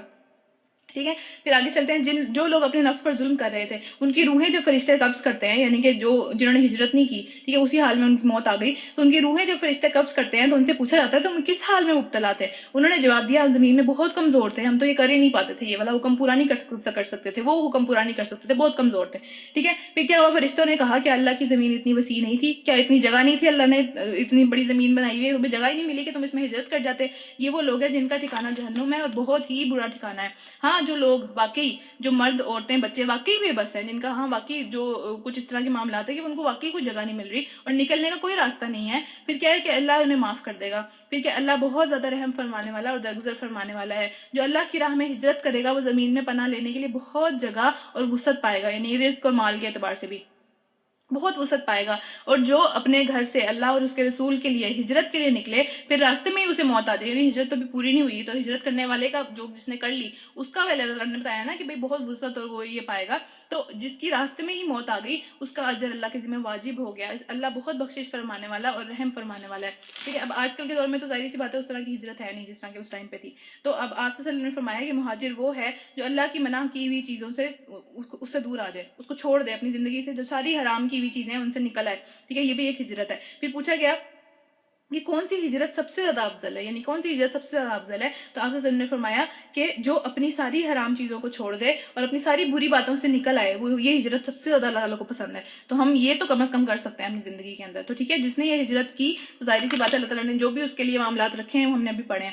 ٹھیک ہے، اور جب تم لوگ زمین میں سفر کے لیے نکلو تو کوئی مسئلہ نہیں ہے اس بات میں کہ اپنی نماز کو قصر کر دو، یعنی پہ یہاں پہ چھوٹی نماز کا ذکر آ رہا ہے. ٹھیک ہے، چاہے جو ہے نا کوئی تمہیں خوف ہے، کوئی کافر تمہیں ستائیں گے، کیونکہ وہ کھلم کھلا ظاہر بات ہے دشمنی اس ٹائم پہ تو چل رہی تھی، ٹھیک ہے، تو تمہیں ایسا لگے کہ بھئی ابھی کافر نہ آ جائے، جلدی سے چھوٹی چھوٹی سی نماز پڑھ لیتے ہیں، لیکن نماز لازمی پڑھنی ہے، یعنی نماز چھوڑنی نہیں ہے، جنگ بھی چل رہی ہے پھر بھی نماز پڑھنی ہے۔ پھر کیا یہاں پہ جس طرح آگے یہ بات آ رہی ہے کہ اور اے نبی صلی اللہ علیہ وآلہ وسلم، تو جب تم مومنوں کے درمیان میں ہو اور جنگ کی حالت کے اندر، یعنی کہ مومنوں کو لڑائی چل رہی ہے صحیح والی، مار کا بھی خطرہ ہے، جان کا بھی خطرہ ہے، پھر کیا انہیں نماز پڑھانے کے لیے تب بھی تم اگر کھڑے ہو رہے ہو، یعنی اس ٹائم پہ بھی نماز ہے، پھر کیا تو چاہیے کہ ان میں سے ایک گروہ تمہارے ساتھ کھڑا ہو، یعنی سب اکٹھے نماز نہ پڑھیں، کچھ لوگ پہلے پڑھ لیں، کچھ لوگ بعد میں پڑھ لیں، اور اپنی حفاظت کا بھی سارے لوگ جو ہیں وہ اسلحہ لے کے کھڑے رہیں، پھر ٹھیک ہے، اور اپنا اسلحہ لیے رہے، یعنی کہ جب وہ نماز پڑھیں تبھی اپنا اسلحہ لیے رہے، اور پھر جب سجدہ کر لیں، یعنی کہ جب ان کی نماز ایک طرح سے پوری ہو جائے، پھر کیا ہو کہ دوسرا گروہ آگے پھر نماز پڑھے، سارے کے سارے اکٹھے نماز نہ پڑھیں جب یہ جنگ کے معاملات چل رہے ہوں، اور پھر بھی چوکنا رہے، یعنی نماز پڑھتے ہوئے بھی اس کو چوکنا رہنا چاہیے کہ ٹھیک ہے یہ فرض تو پورا کرنا ہے، لیکن یہ کہ کافروں کو کوئی بھی موقع نہیں دینا کہ وہ آ کے جو ہے نا کسی بھی طریقے سے مار سکیں۔ پھر کیا کہ کیونکہ کفار اس طاق میں ہے کہ تم اپنے ہتھیاروں سے ایک منٹ کے لیے غافل ہو تو وہ سارے کے سارے تم پر ٹوٹ پڑیں۔ پھر کیا البتہ اگر بارش کی وجہ سے، یعنی اس طرح کے معاملات ہیں کہ بھئی تم نہیں اٹھا سکتے، بھاری ہے یا کچھ بھی اس طرح کے معاملات ہیں، ٹھیک ہے، اسلحہ رکھتے میں کوئی گناہ نہیں ہے، گناہ کی بات نہیں ہے، اس میں کوئی اپنے فائدے کے لیے اسلحہ اٹھا کے رکھو، ٹھیک ہے، مگر پھر بھی چوکنے رہو، یعنی کہ چاروں طرف تمہارا پتہ ہونا چاہیے کہ چل کیا رہا ہے۔ پھر کیا یقین رکھو کہ اللہ نے کافروں کے لیے رسوا کو عذاب مہیا کر رکھا ہے۔ پھر جب نماز سے فارغ ہو جاؤ تو کھڑے بیٹھے اور لیٹے ہر حال میں اللہ کو یاد رکھتے رہو، یعنی کہ صرف نماز میں ہی اللہ کو یاد نہیں کرنا ہے، باقی پتہ ہی نہیں ہے کہ اللہ تعالیٰ کہاں ہے، ٹھیک ہے، تو یاد رکھنا چاہیے اللہ تعالیٰ کو ہر معاملے میں، چھوٹے چھوٹے اذکار ہیں جیسے الحمدللہ ہم پڑھتے ہیں چھینک آنے کے اوپر، یا اس طرح کے جو بھی گھر کے اندر انٹر ہونا، گھر سے باہر نکلنا، پانی پینا، نماز، اس طرح کی سب چیزوں کے اندر اللہ کو یاد رکھنا چاہیے کھانا کھاتے ہوئے، اور جب اطمینان نصیب ہو جائے، یعنی کہ جب کوئی خوف نہیں ہے، تو پھر کیا پوری نماز پڑھو۔ نماز در حقیقت ایسا فرض ہے جو پابندی وقت کے ساتھ ہر مومن پر لازم کیا گیا ہے، ٹھیک ہے، یہ نہیں ہے کہ آپ جو ہے نا وہ کہہ رہے ہیں میں ساری نمازیں اینڈ پہ پڑھ لوں گا، یا ایسا کرتا ہوں کہ جو ہے نا وہ پورا دن چھوڑو عشاء کے ساتھ ساری نمازیں پڑھ لیں گے، ٹھیک ہے، تو اس طرح کے سارے جو معاملات ہیں، نماز جو ہے وہ پابندی وقت کے ساتھ اللہ تعالیٰ نے فرض کی ہوئی ہے۔ پھر آپ صلی اللہ علیہ وسلم کی حدیث ہے کہ حضرت عائشہ نے فرمایا جب اللہ تعالیٰ نے نماز فرض کی تھی تو 2 رکعت ہی فرض کی تھی، یعنی جو قصر نماز ہم پڑھتے ہیں نا کہ 4 کو 2 کر لیتے ہیں، 3 تو 3 ہی رہتا ہے، لیکن 4 کو 2 کر لیتے ہیں جب ہم سفر میں ہوتے ہیں، تو پھر کیا ہے کہ اللہ تعالیٰ نے حضرت عائشہ نے فرمایا کہ جب اللہ نے نماز فرض کی تھی تو 2 رکعت ہی فرض کی تھی۔ پھر کیا ہوا کہ جب تھوڑی سی عادت ہو گئی، ہم یہی تب سے جو ہے نا وہ سبق حاصل کر رہے ہیں کہ جب بھی کوئی چیز اللہ تعالیٰ نے فرض کی ہے اس کی پہلے عادت بنائی ہے، ٹھیک ہے، تاکہ عادت ہو جائے پھر مشکل کام آتا ہے، ٹھیک ہے، ایک تربیت کا طریقہ ہوتا ہے، یہ نہیں ہے کہ آپ پہلے دن ہی کہو کہ بس نہیں آج ہی سارا کچھ ہوگا، ایسا نہیں ہوتا، ٹھیک ہے، اس کے بعد کیا ہے کہ 2 رکعت تھی، اور پھر حضر کی حالت میں، یعنی کہ سفر نہیں، حضر کی حالت میں، یعنی گھر میں ہے، سکون میں ہے، تو اللہ تعالیٰ نے کیا کیا کہ اس نماز کو مکمل کر دیا، یعنی 2 سے 4 کر دیا، ٹھیک ہے، 2 فرض نہیں پڑھنے ہیں، اب گھر میں 4 پڑھنے ہیں، سفر کے لیے 2 ہی رکھے، وہ سفر میں 2 ہی ہیں۔ پھر کیا ہے صحابہ کرام جو ہے ان میں سے بہت سارے لوگ بتاتے ہیں کہ جو ہے نا ہم جب سفر میں ہوتے تھے تو نبی صلی اللہ علیہ وسلم جو تھے وہ کبھی روزہ رکھتے بھی تھے، کبھی روزہ نہیں بھی رکھتے تھے، ٹھیک ہے، تو اگر سفر آسان ہے، آپ کو لگتا ہے کہ روزہ رکھا جا سکتا ہے، تو پھر آپ روزہ رکھیں، رمضان کی بات ہو رہی ہے، ٹھیک ہے، لیکن چھٹی بھی ہے، اللہ تعالیٰ نے چھٹی دی ہوئی ہے کہ بھئی نہیں رکھ سکتے تو نہ رکھو۔ اس کے بعد کیا ہے کہ نبی صلی اللہ علیہ وسلم اپنی تمام سفروں کے اندر نماز کو قصر کرتے تھے، چاہے خوف ہو یا نہ ہو، جیسے آپ ابن عباس فرماتے ہیں کہ ہم مکہ اور مدینہ کے درمیان میں رسول اللہ صلی اللہ علیہ وسلم کے ساتھ سفر کر رہے تھے اور ہمیں اللہ کے سوا کسی کا ڈر نہیں تھا، یعنی کہ کوئی جنگ نہیں چل رہی تھی، کوئی ڈر نہیں تھا، پھر بھی ہم نے نماز قصر کی حالت میں پڑھی تھی، نماز آدھی کر دی تھی، ٹھیک ہے، تو اللہ تعالیٰ نے ہم پہ یہ ایک سمجھ لیں کہ احسان کیا ہوا ہے، ایک ہم پہ ایک عنایت کی ہوئی ہے، تو اس کا ہمیں شکر ادا کر کے اس کو ایکسیپٹ کرنا چاہیے، ٹھیک ہے، تو اب یہ اس طرح نہیں کرنا چاہیے کہ بھئی نہیں ہے پوری پڑھ لینی چاہیے، کوئی بات نہیں، کچھ نہیں ہوتا، اللہ تعالیٰ نے ایک تحفہ دیا ہے، اس کا فائدہ اٹھانا چاہیے۔